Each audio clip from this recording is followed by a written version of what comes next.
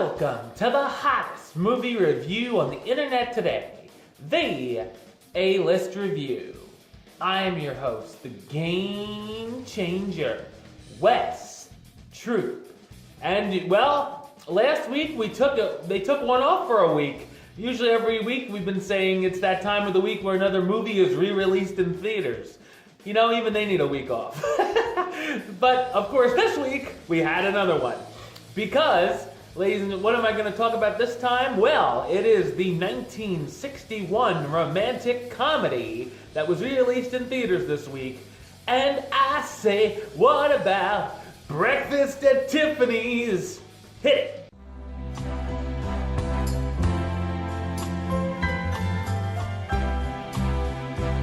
A lonely writer who moves into a new apartment complex stumbles upon one of his neighbors, an independent young woman striving to be a Manhattan socialite.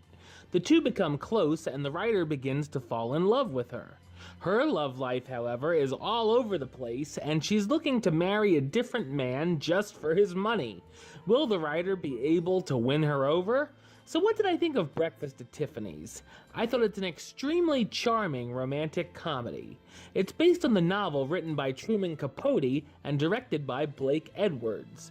The opening credits are intriguing as we see the Manhattan socialite walking down the street and gazing in the windows of the expensive stores. This is a very simple but satisfying film for fans of the genre. We soon get to know our main character, Miss Holly Golightly, and see what a normal day in the life is like for her.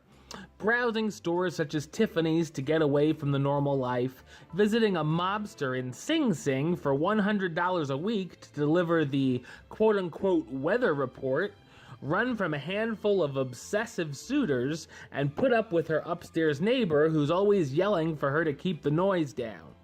We soon learn more about Holly's past and what her life was like before coming to New York. There are some surprisingly very funny moments through the film, including a scene where Holly throws a wild party full of elite socialites.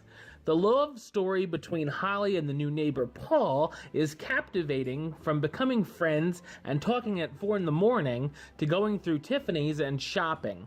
We easily root for these two to come together and want to see the other rich suitors, the wealthy woman who has her claws in Paul, and Holly's exes to hit the bricks. Holly's cat, interestingly enough named Cat, is also a big highlight of the film, and feline fans like myself will love the character. The final scene is also very moving and has a great closing. The wonderful song Moon River, sung and played throughout the film, won an Oscar for Best Original Song and is considered the 4th most memorable song in Hollywood history. Audrey Hepburn stars as Holly Golightly, the country girl turned socialite when she moved to New York, who loves the fancier things in life, darling, and is a free-spirited. George Peppard as Paul Varjak, the writer who hasn't had a hit in 5 years, who befriends and falls for Holly. Patricia Neal as Mrs. Emily Phelanson, the married woman having an affair with Paul. Buddy Ebsen as Doc, Holly's ex-husband who tries to get her to move back home. Martin Balsam as O.J. Berman, Holly's agent who helped her become the socialite she is today.